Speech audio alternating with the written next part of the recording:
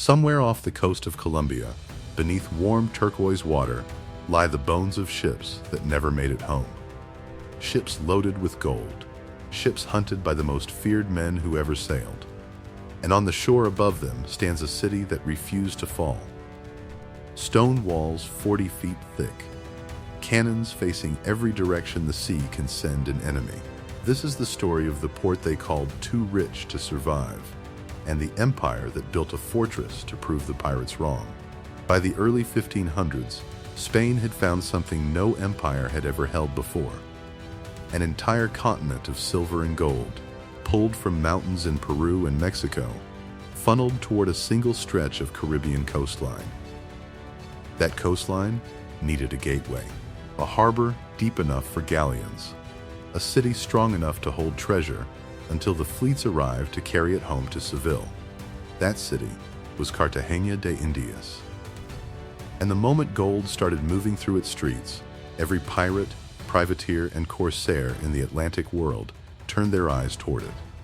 What followed was 200 years of siege, fire, betrayal, and desperate engineering. A war fought not just with cannon and cutlass, but with stone. When the Spanish first landed on this coast in 1533, they saw a harbor almost too perfect to be real. A narrow entrance protected the bay from Atlantic storms. Deep water let heavy galleons anchor close to shore. It was, on paper, the ideal port, but that same perfect geometry made Cartagena a target the moment ships loaded with gold began entering it. Word traveled fast across the Caribbean. Every season, treasure fleets gathered here before the long crossing to Spain. Silver from Potosí, emeralds from Muzo, pearls dragged up by enslaved divers along the coast. For a few crucial weeks each year, more wealth sat inside Cartagena's warehouses than most European kingdoms saw in a decade. The city had, without meaning to, built itself a target painted in gold. The first blow came in 1544, when French corsair Roberto Baal sailed into the bay and simply took the city.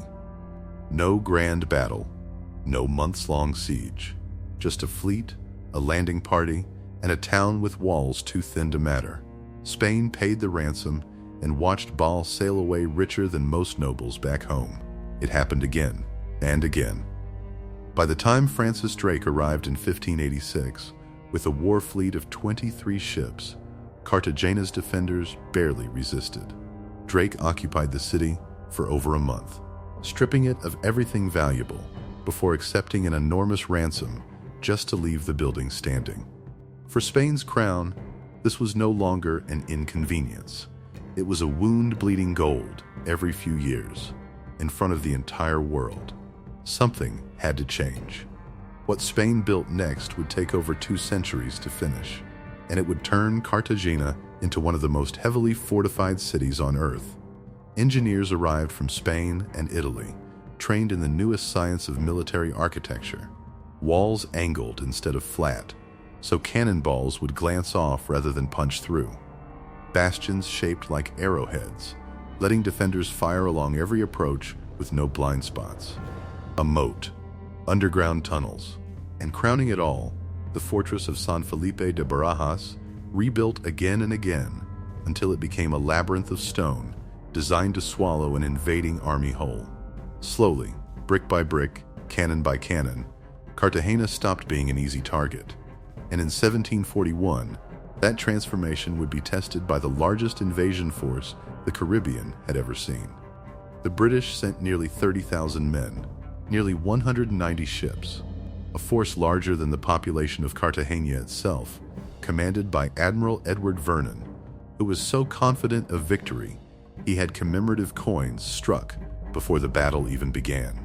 Defending the city was a Spanish admiral named Blas de Lezo, a man who had already lost an eye, an arm, and a leg in earlier wars. His enemies mocked him as a broken man defending a doomed city. For weeks, the British hammered Cartagena's walls with everything they had. The walls held. Disease tore through the British camp. Yellow fever and dysentery killed more soldiers than Spanish cannon fire ever could. And when Vernon finally ordered a full assault on the fortress of San Felipe, his men climbed ladders that were too short to reach the top of the walls Spain had spent 2 centuries perfecting. The attack collapsed into slaughter. Vernon retreated. Those commemorative victory coins were melted down in humiliation. Blas de Lezo, with 1 eye, 1 arm, and 1 leg, had defended an empire's gold with nothing but stone, cannon, and refusal to break. After 1741, no force ever seriously attempted to take Cartagena by siege again. The walls had done what centuries of Spanish gold could not. They had made the treasure finally, truly safe. But the price of that safety is written into every stone. Thousands of enslaved and indigenous laborers cut and hauled the rock that built these fortifications, often under brutal conditions, their names never recorded. Their labor buried beneath the glory given to admirals and engineers. The walls that saved an empire were built on backs history chose to forget. Walk through Cartagena's old city today, and the walls are still there, sun-bleached, weathered, but standing exactly where Spanish engineers placed them nearly 300 years ago. Tourists photograph sunsets from ramparts once lined with cannon aimed at pirate fleets.